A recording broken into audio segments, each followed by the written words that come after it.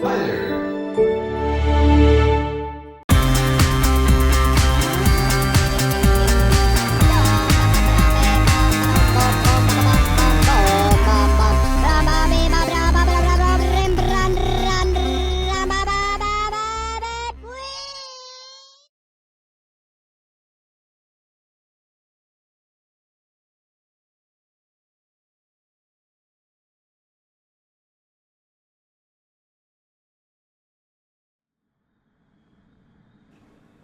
Hello everyone, welcome to another Flying Frog video. Today we're going to be taking a flight here from Cuzco to SPKI in the Got Friends Discus glider. So what I'm going to do is I'm just going to give a running commentary. This is a full video on the whole flight, and I'll just point out little things that I've tried to do, or you know, areas where I tried to gain height.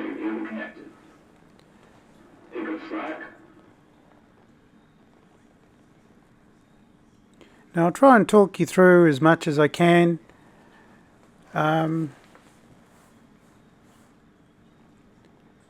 this is just not an official type of review or anything like that. It's just as we're going along.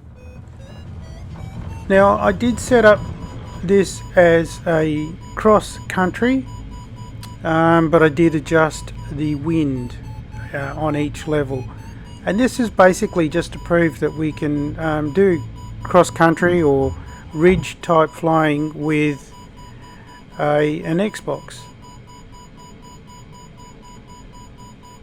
So at the moment just going up on the winch. Release. Now I'm going to head on over to the right, because as you can see the wind direction there is coming slightly behind me, so I'm going to try and use these hills just off to our right there to try and get some height, and then I'll be heading over. Once we get over that ridge in the distance there's a lake the other side. We cross that and then start down the canyons on our way to SPKI. Now the flight's going to be around about an hour and 20 minutes. So, and I'm actually going to be doing this flight as our first inaugural monthly fly-in, so anybody can join in.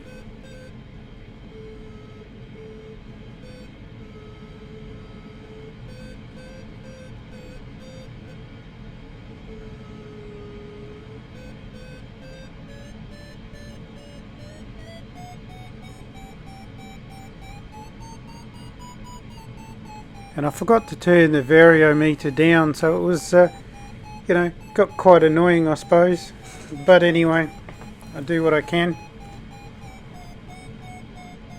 What I'll do is I will put some music in the background to also help with this.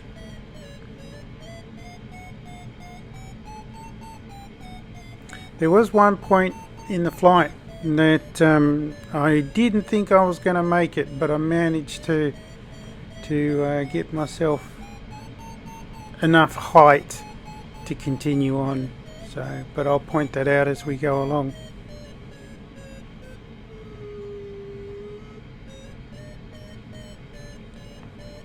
That's one thing I don't like, is just that droning noise.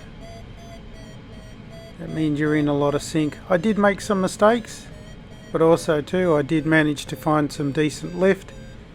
Some of it got me a bit confused of why I wasn't getting lift and I was only getting drop, but I think that's a matter of learning, or the fact is that the sim doesn't fully support gliders just yet. But this is just to prove that we can do it on an Xbox in the sim.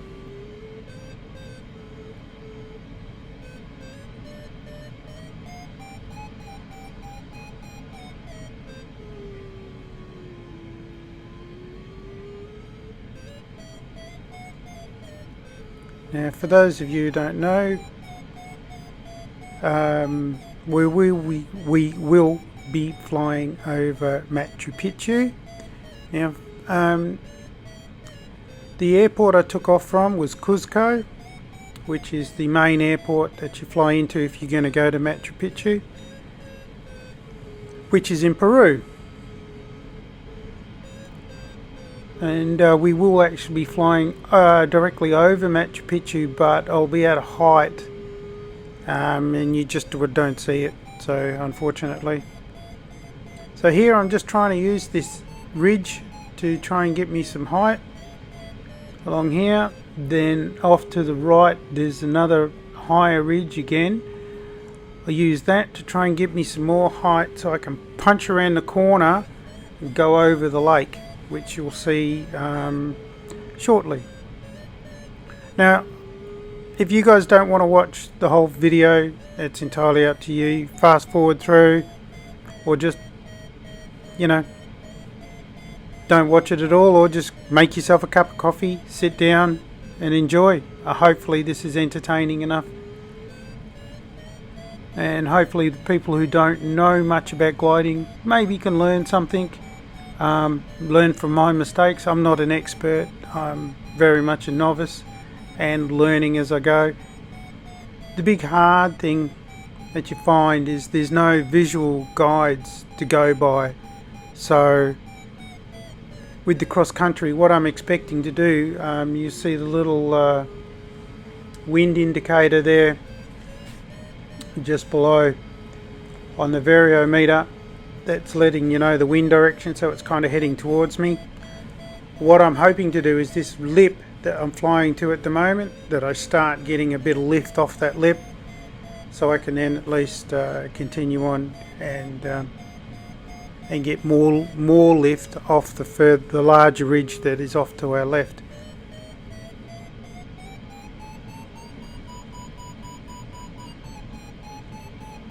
Now I am aware that as you get the lift that comes off the ridge, you get the air will roll over. It's like a wave. So you think of a crashing wave. So as a wave comes into the shoreline, it builds and builds and builds and builds, lifts up and then tumbles down. And that's what the wind does. So the wind comes up the face of the hill, goes up over the top, and then comes tumbling down.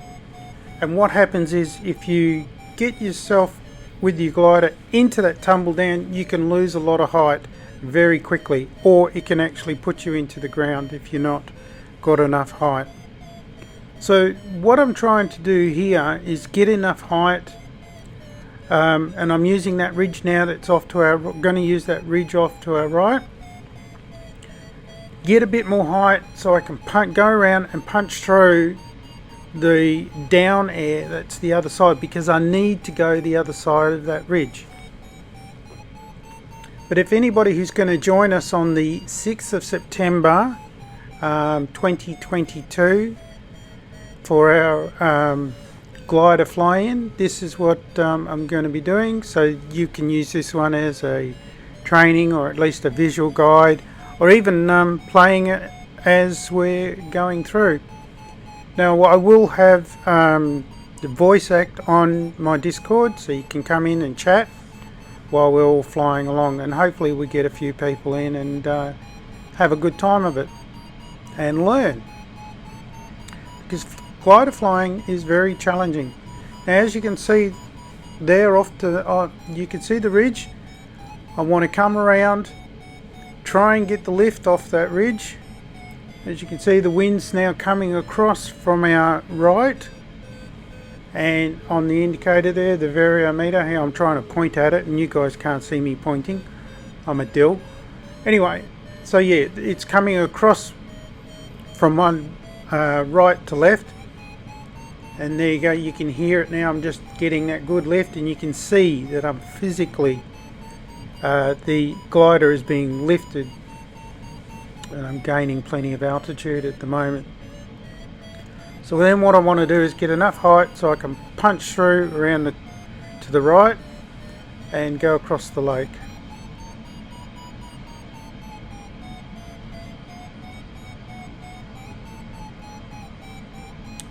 Now that's the lighter area you can see is the reflections off the cockpit, so I can't do much about that until the light angle changes. As you can see, it goes away as the glider levels out. So nice view. That's over towards Cuzco.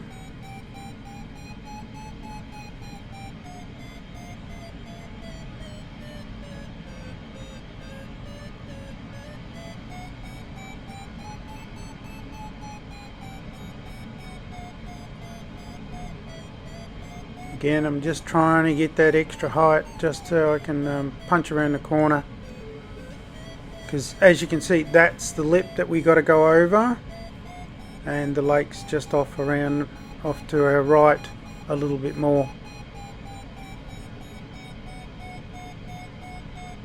And that's the general direction, straight out almost to the 1 o'clock. That's our direction of where we're going to be heading.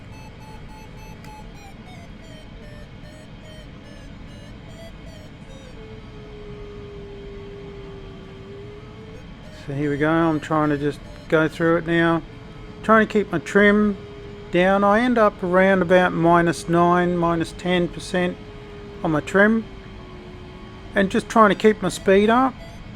As you can see there, I'm sitting on that round about that 120, between 100, 120 up to 150. As we get further in, the speed does pick up a little bit. Now there's that lake. It's right in front of us at 12 o'clock. So we skirt the bottom to the left hand side of that, and then there's an area just ahead which is a bit hard to see at the moment, but there's almost a valley. You're kind of aiming between the two hills, so you got the one off to the right and there's a little bit one off to the left. And you're just doing a panoramic view.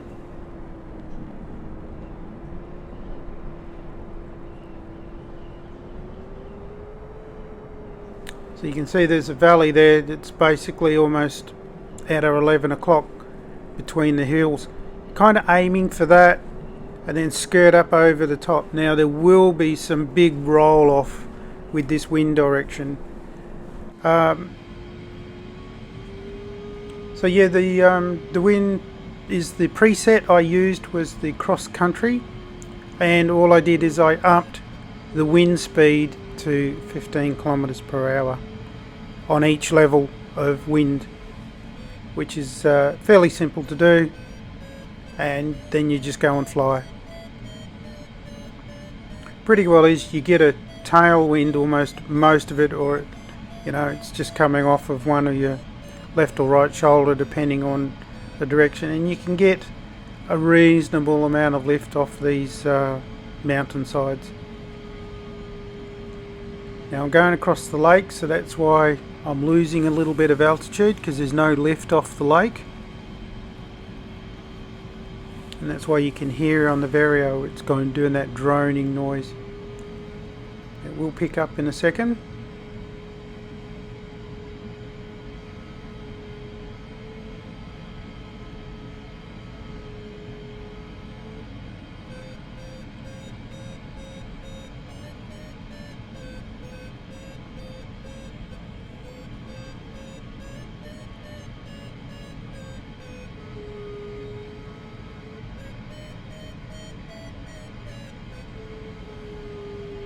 So as you can see, there's that rise there just off that lip. I expect to get a little bit of lift there, but just off the edge of here I'm expecting a lot of down.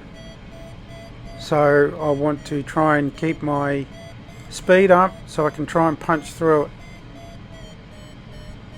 In the sim we generally don't get too bad of a time. It'll shake your glider around a little bit, but it's not that bad. But later on in the flight on this particular one, I nearly ended up losing all of it, and I nearly didn't make it. But we're going to be heading on down the valley straight on off to our 11 o'clock.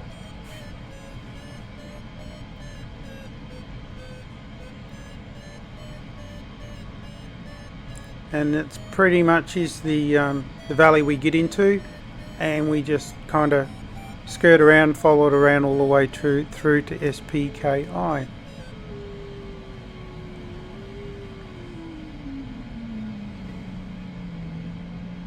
So I'm getting the drop. So I've come in and I've got the roll, so the air's rolling down. I'm trying to just roll out of it, get out of it, so I can get into some more lift. And now I was thinking, well, if I get into the valley and maybe over to the other side, I may be able to find some more lift over that way.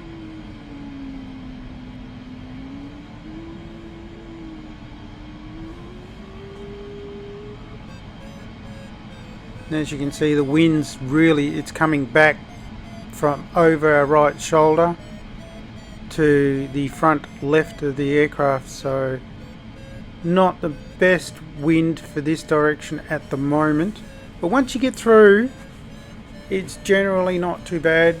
There was one area, like I said, that was not the best. I lost a lot of altitude.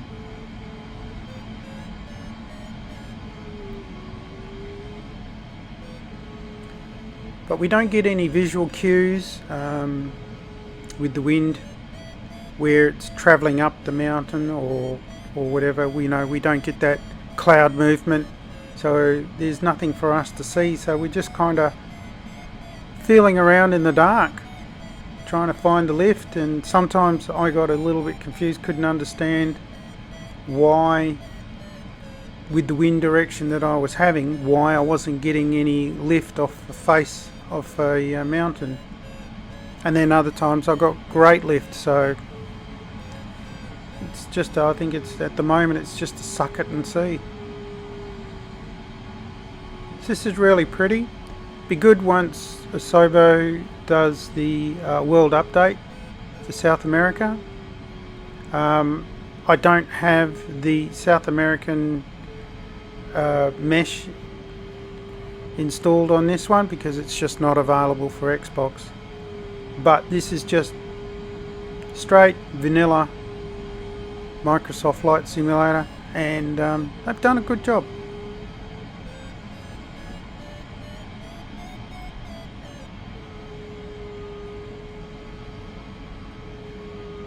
And talking about good jobs, I got to say that Got Friends have done a brilliant job with this glider. The only thing I am a bit concerned of is it may be a little bit heavy in the frames per second. It might be a bit heavy in that, because there are some times it's not quite right, like particularly with your viewing. If you're panning your camera, I had to slow it down so I wouldn't get the judders. I don't get that in all my aircraft, so it's a hard one. But this is just fantastic. I love this type of flying. As you can see, I'm trying to find the lift off the mountain, off the edge here. So going up the face.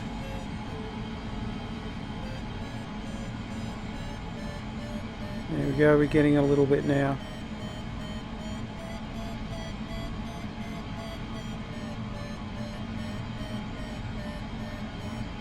So as we're going along, I'd like to give you my thoughts on the state of the sim with Xbox. I've had an Xbox now ever since, 1 month after it was released, and I bought it due to the fact that Microsoft Flight Simulator was coming out on Xbox. I pre-ordered Microsoft Flight Simulator and installed it on the 27th of July 2021. Now I've pretty much got nearly every aircraft and been mostly happy with it until the DC-6 came out. DC-6 promised a new level of flight simming, is actually getting into the nitty-gritty of it all. And as a lot of people are aware, what happened with the DC-6. and we're still waiting for the DC6 to be fixed, and that's where the WASM, so the WASM, comes into it. I don't fully understand what WASM is going to do, apart from the fact that it opens up so we can have full functionality, or at least a better functionality with aircraft systems. But the main thing, as I said, you know, we've had some really good updates over the time. I didn't really notice anything with Sim Update 5, other people did, but Dino was new into the sim. For me, from Sim Update 8, I felt that I'm getting some good lift off here. As you can see the glider was just climbing nicely. Now, so yeah, from Sim Update 8 through to Sim Update 9, I felt on the Xbox that it was at its most stable that it had ever been. Then we got Sim Update 9, and things just went to poo from there on.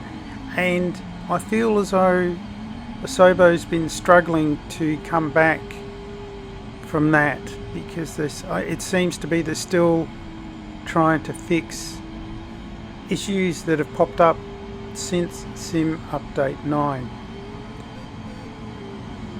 Now, obviously we've got Sim Update 10 around the corner, and hence the reason why they've just had such a long lead-in time with a lot of beta testing, which is good, you know, because after all, who wants to install a buggy update? For me, though, we've got to get through Sim Update 10, and as we know, the WASM has been delayed to Sim Update 11, which should be coming in November. Now, for me, if the WASM does not do a thing with it, then I'd like SPZO to tell us that, say, look, you know, we've tried, we can't give you the levels of functionality that, you know, that we can get off the PC. But number one, I'd like them to be upfront with us with that. Here I'm just trying to build more height. So as you can see, the wind is coming basically from the right, and I'm using this face, so the wind should be coming straight up this face, and it'll give me some good lift. As you can hear, the vario's going off. Now just over the lip of that is all our roll, and that's where the wind goes down. So I'm getting some good lift there, and picking up a lot of speed.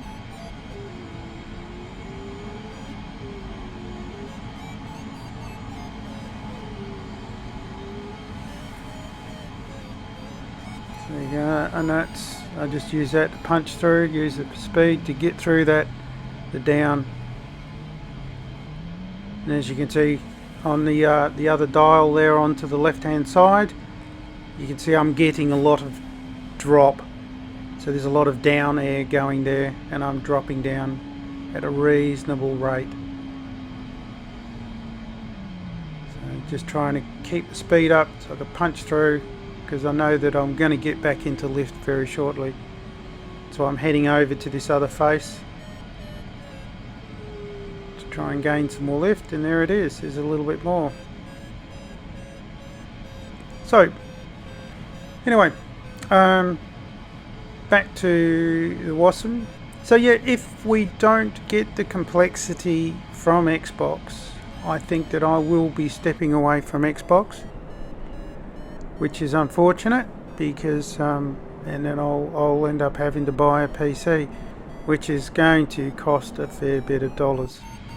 I don't want to have to go to that point. I like the Xbox, I like the functionality of it, the ease of having it, and also too, you know, I've invested a lot of money into this to get this far, and I'm hoping to be able to invest a lot more too, because simming is a hobby and keeps me sane mostly when things don't go wrong.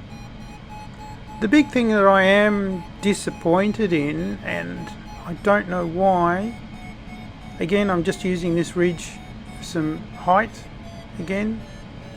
Now the biggest thing I am disappointed in is third-party airports, and not necessarily sceneries. Most of those seem to work. It's just the third-party airports. Why, when they're just about every third-party ones except for the small ones, are they crashing to desktop? And why aren't these products being tested before they're released on the marketplace? Surely SPZO's got the functionality to be able to test whether or not, a scenery that you're paying damn good money for, or an airport, functions for us on Xbox, whether that's on Xbox Series S or X. Now, some are saying that there may be a memory issue. I wouldn't have thought so. After all, with the Series X, we're running 4K without any problems. So, and I do feel as though that SPZO have a responsibility to, when they're selling products on the marketplace, that it works as advertised, not crash to desktop every time we go into that airport. And it's happening far too often. So currently, and I'm hoping that's what the WASM will also help fix, and currently my advice to anybody is do not buy third-party airport unless somebody has said yes, it's okay. I tend to get away with, you can get away with the little small ones, like I've got one at Ayers Rock, and I bought that Adelinga in South Australia the other day, done by Ausscene. No issues with that because they're small. But anything like Sydney, Las Vegas, I even have issues with London, Adelaide, any of those, they just crash, and it's just an absolute waste of money. So currently at the moment, people, you guys that are on Xbox, don't buy third-party airports unless they're small. Your little bush camps are fine, and your small regional airports seem to be fine, but that depends on the developer. I mean, I even bought a Burning Blue Headcorn airport. First time I went into that, crashed. Now I'd cleared out my rolling cache. I had restarted the sim after downloading, and every time I went in, crash. It'd stutter quite a lot, which means that it's really dragging heavily on the memory, and then it would just crash. So again, and Burning Blue are a quality developer who do support their product and do update their products, but on Xbox, and I've got the Series X, it crashed. So that costs you $30 Australian. Now I don't care, people go, oh, it's only $30, but it's still a lot of money for some people. You think about it, that someone's got to work 1.5 hours to pay for that airport on a basic wage here in Australia, and it'd be the same in America or same in England and Europe. You probably look at it and go, on a basic wage, someone has got to work 1.5 to 2 hours to pay for that airport. So I do believe that so Microsoft and SPZO have a responsibility to make sure that these aircraft, airports and sceneries work as advertised. If they don't, put a warning up or withdraw them for Xbox. Okay, I'm off my I'm getting off my perch now. But this is the area where I'm about to fly into, where just over this ridge, from memory, I get a lot of wind coming down off this mountain, and it dragged me down big time. I think from memory.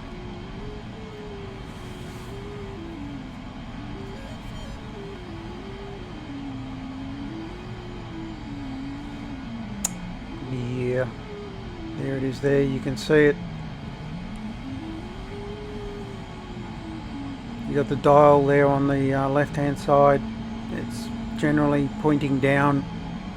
That's not good, and you can hear the wind. I'm trying to get the speed up to punch through it, and my altimeter's going down as well. Now I lost a lot of height there, and I thought I was in trouble actually, because I didn't think I was going to be able to get out.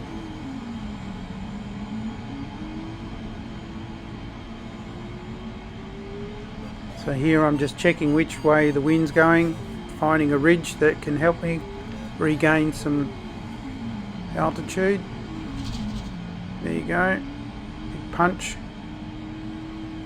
So yeah, I thought I was a goner, to be honest with you. I thought I was just going to end up in the ground. Once I turned it back into the wind, it wasn't so bad. I managed to stave off a lot of the going down, but as you can see, it's still going. And it was this ridge here, I was able to get enough lift off this ridge for me to continue. And we're probably about halfway through now. So if you guys join us on September the 6th for our first flight, and we will be doing this flight, just be mindful of that. Look for your ridges to gain your height, or you know, maybe I made the mistake by going over to that other side to that ridge to try and gain some height, but I just think that due to the shape of that ridge or that mountain, that it was inevitable anyway to fly into it.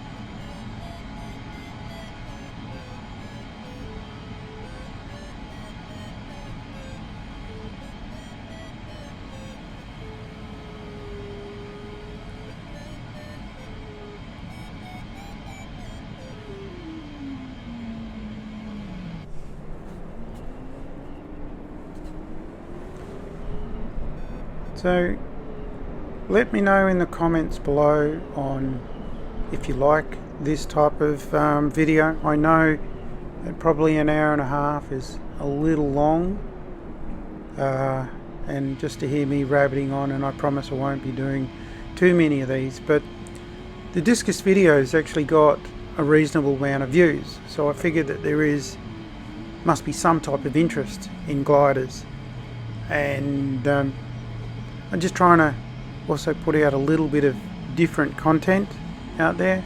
I've never done this type of video where I've done a flight and then doing a voiceover. I'm not even sure how this is going to turn out, whether I'm wasting my time or not, particularly with the voiceover anyway. But at least this way, you know, I can try and spend a bit more time instead of worrying about, oh, what am I doing, you know, thinking too hard, because I know when I start thinking and worrying about where I'm at, I stop talking. But then again, for you guys, sometimes that could be a good thing. Now I know I do get some reasonable lift off this face, and these are the type of faces you want to look for. Almost vertical face with the wind coming off, particularly with this direction, coming off from our right. Because of that wind gets it up, and you'll just get it almost like an elevator. You're going straight up. And the closer we get into the mountainside or the hillside, the more lift we're going to get. And also too, the air gets faster as we get in closer, because it's all being compressed and it's all got to go somewhere, and it can usually go straight out of the top. Think of a Coca-Cola bottle when you're shaking it up and you release the lid and everything wants to release out. It's kind of like that. It's just that it wants to get up and over the top.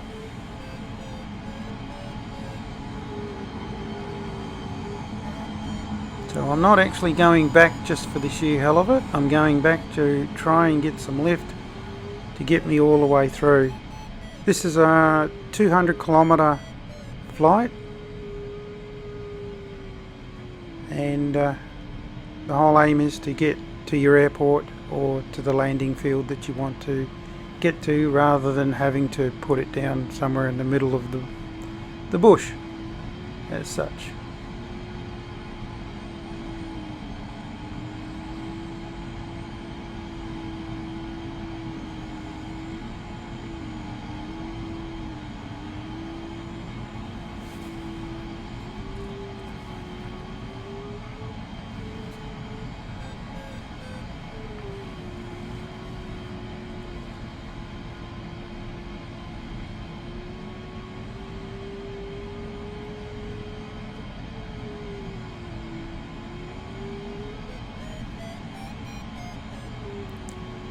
I do like the look of the sim. I've done flight simming on and off over the years. Way back when I first got a computer, which was I think it was about 1990, and there was little programs on and off. But I never owned the first Microsoft Flight Simulator because they're always way expensive. And when I was younger, I could never afford them. But there were other flights and aircraft themselves. I've been always fascinated with them ever since I was a kid. You're getting some nice lift off this ridge here. And but I'm just amazed at how particularly this particular flight sim looks.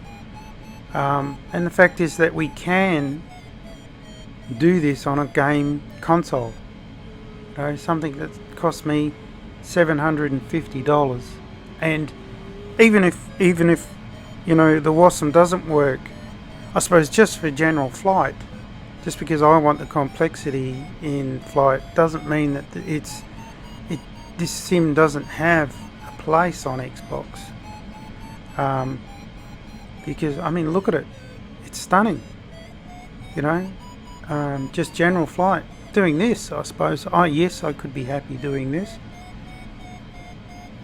But I would like to see aircraft like the 146, and I'm sure there are a lot of people who would like a 737 or some of those other complex airliners, Cessna 414.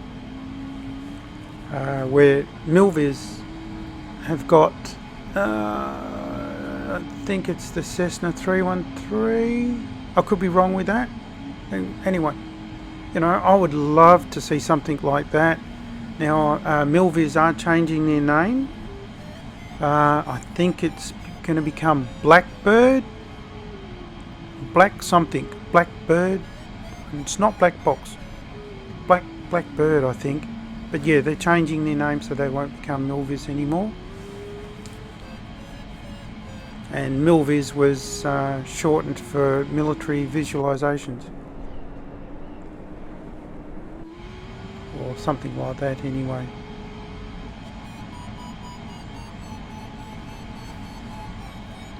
Now we're a little bit past Machu Picchu now,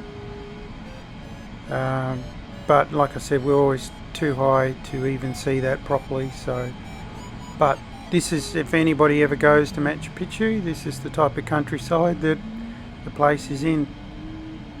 And from what I hear, if you want to go to Machu Picchu, get in there now before it gets ruined, or they shut it down because of the wear and tear on the steps and stuff like that, with so many people going in there, that they'll only limit the number of people that can go per year. Whilst we love to see it, we also love these things to death. And while we want to go and see these places, you know, like they used to walk on Uluru. Now, many years ago, they don't allow walking on it anymore, and that was because the rock was wearing out. The trail itself, you could see where people would walk, and over the years it's just worn away the rock, so they've stopped walking on it. And plus it's got some Aboriginal significance, and we respect their wishes. And and I think that's going to happen with a lot of famous or old places in the world, that you know, so many of us want to get out and see these places. We're just going to end up loving them to death, unfortunately. But again, they say nothing lasts forever.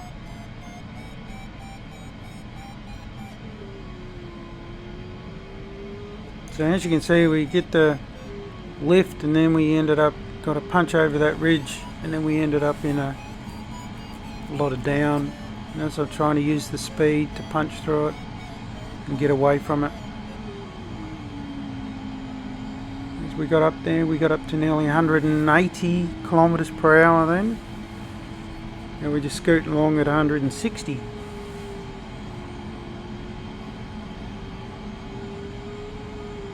Got some reasonable lift, even though it doesn't sound it.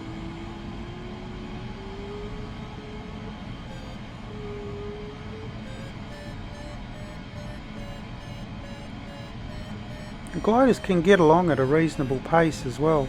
Some people think that gliders are slow. They're not. They can be very, very fast. There are gliders that actually go faster than this particular one. This one's good for 200 and a little over. You're starting to push it there once you go a little bit over 200. As you can see, you got the yellow. Some gliders though are very fast. They're way faster than this one, and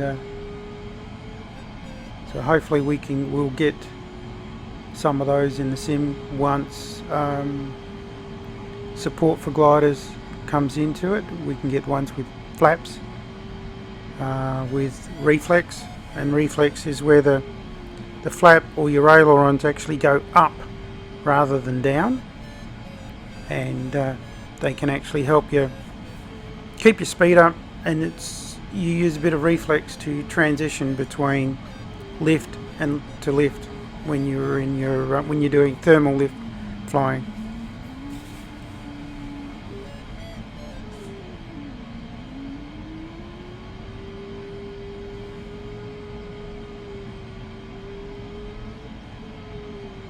And what the reflex does is actually stops you from lifting.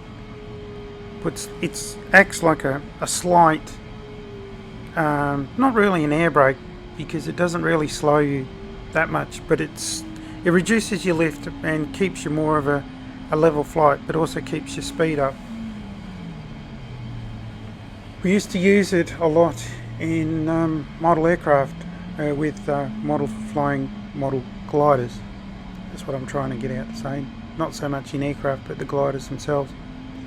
Now the problem with model gliders is they behave like gliders, and they can get into a thermal, and they can quickly get out of sight. Now I put a camera on one of these, on a glider, radio controlled glider, and tried to use goggles, but I couldn't with my eyesight. I couldn't use it. And that was one I was hoping that I was going to be able to still keep flying with my radio control. I was hoping to be able to use goggles. It's like you guys with your PCs with the VR, but it didn't work for me, so I've had to stop, and this is the only flying I get to do now, which is fine. I'm okay with that. It's mostly cheaper, and it's a lot less expensive when you crash.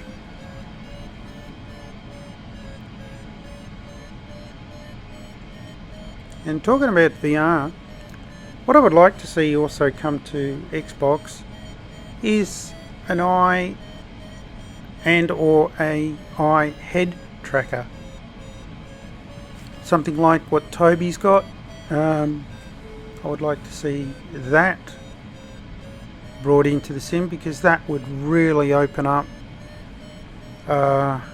things. I mean, I use it on the PC side of things, so yes, I do have PC, so I can test things on PC and that, but my main preference is the Xbox, and the computer that I've got basically is only capable of doing 1080p for Microsoft Flight Simulator anyway, which is interesting because the Xbox tends to be able to do it at 4K, where my computer, which I only got last year, which is a top of the range iMac, I can only do 1080p, otherwise I just get bad stuttering. So, you know, in that instance, well, actually the iMac cost me nearly 8,000 Australian dollars, and the Xbox $750, and I get a better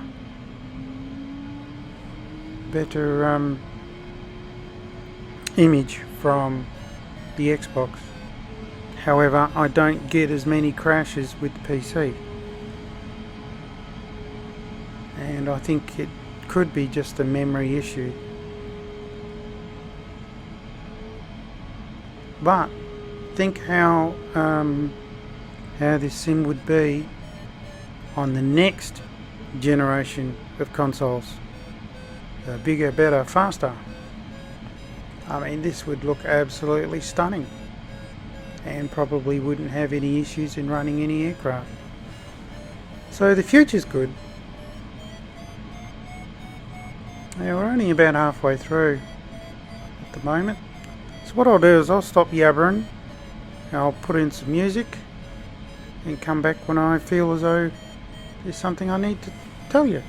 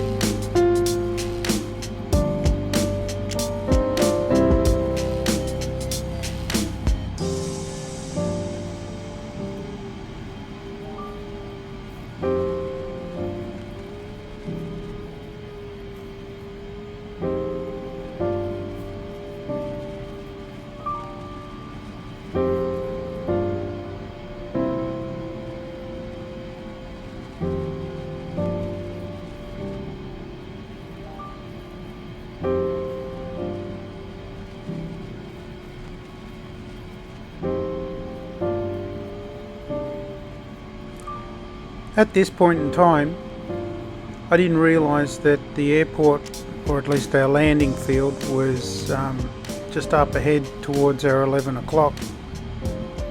I actually thought we were a little bit further away. So, but anyway. Now, because we're getting close to landing, the flight plan for this one will be posted in the Discord under Flying Frog Soaring section, my Discord channel. So also that'll be 6 p.m. Western Australian time, which is plus 8 GMT on the 6th of September. Jump in to the voice chat and come along and join us.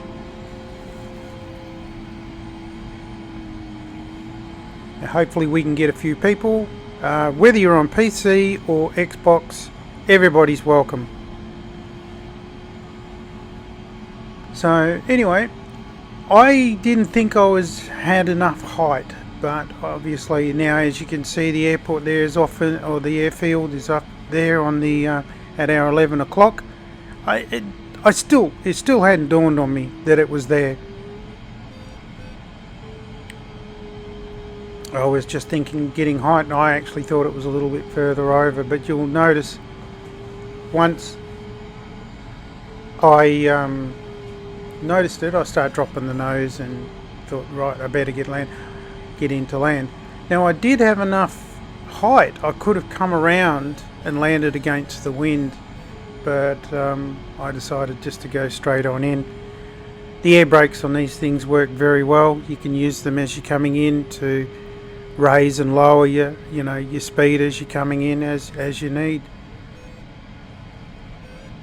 So I don't think I'd realised it was there just yet.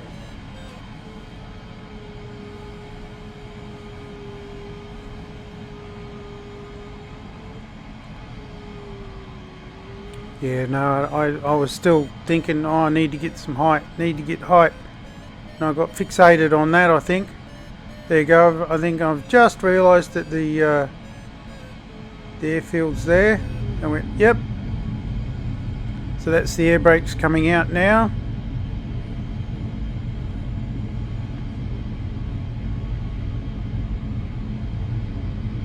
And they actually work very well.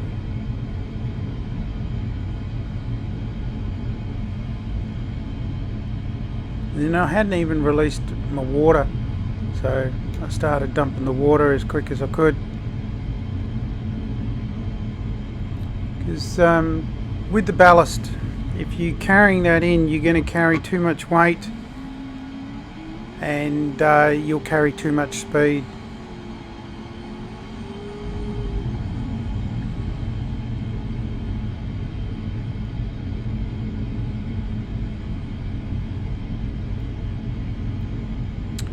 So those of you that have made it this far, give me a thumbs up in the comments below, and well done. You're absolute legends, or you're very sick people. I don't know. That's up to you.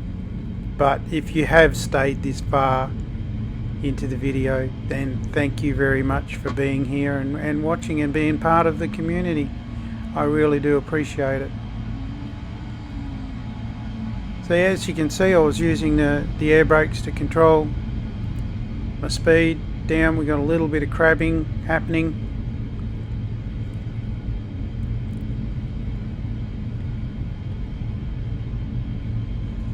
So there we go. Just about down.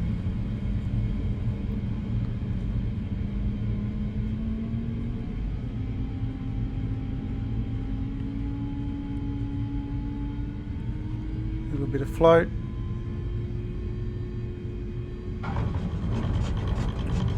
Probably landed a little bit quick, but I suppose coming around, going against the wind would have helped.